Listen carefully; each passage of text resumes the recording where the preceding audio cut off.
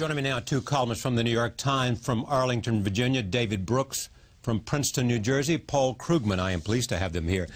Tell me where you think we are. I have no idea what's going on in the rooms, but just on general principles, yeah. You have a lot of very extreme people were elected to Congress last November, and they don't believe that there's a real risk if the debt ceiling is not raised. They don't take it seriously, and game of chicken, and sometimes games of chicken end up with you going off the cliff.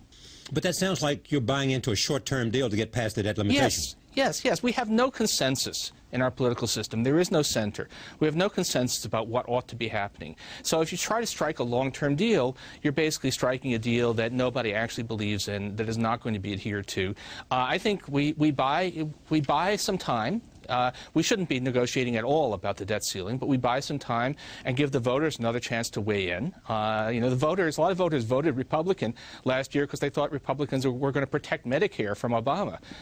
You know, give the voters a chance to vote again with a little more information, and then maybe we can resolve this. The idea that we can solve our long-term budget problems in the middle of a hostage situation is, I think, extremely foolish. The other argument is, David, that you're just kicking the can down the road.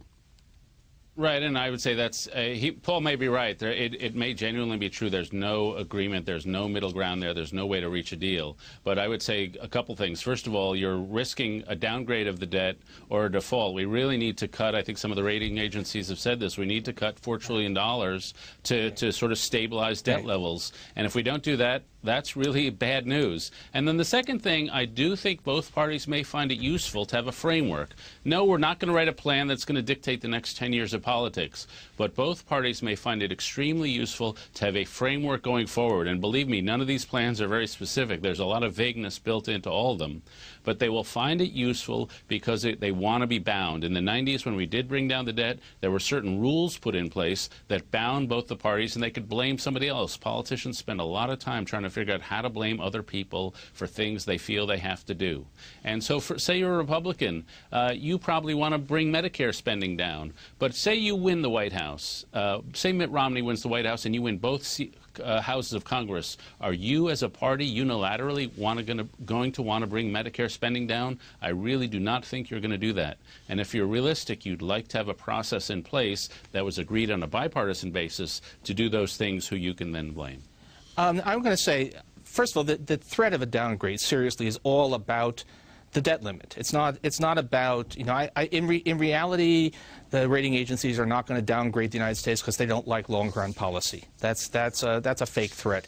They will downgrade if we default on debt because we haven't raised the debt ceiling. So the whole default issue is entirely artificial. It's entirely created by the decision of a large part of the Republican Party to take hostages, to take the economy hostage over the debt ceiling. It's nothing more than that. It doesn't require a long-term solution. And, you know, kicking the can down the road when the can, I'm going to mix metaphors here, but when the can is an entirely artificial creation of the political process, you know, kicking this artificial deadline down the road for another 18 months is actually not a bad thing. We are not going to resolve how we're going to solve our long-run budget issues in this negotiation. Even if we produce something that looks like a grand framework, it's not going to happen.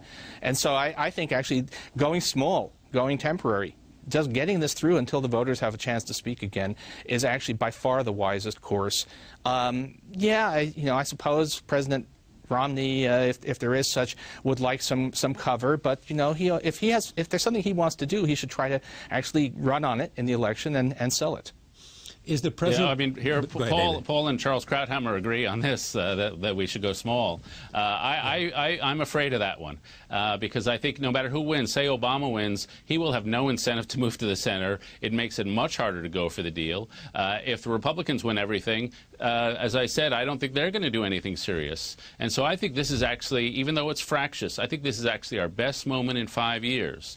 And even if you take away the debt ceiling issue, which I agree is sort of an artificial thing, if we do nothing in 5 years, then you're really beginning to get into a point where the interest costs on the federal deficit begin to get huge. By the end of the decade, according to the president's budget, they're, you know, approaching $1 trillion a year in interest costs. And that's cataclysmic.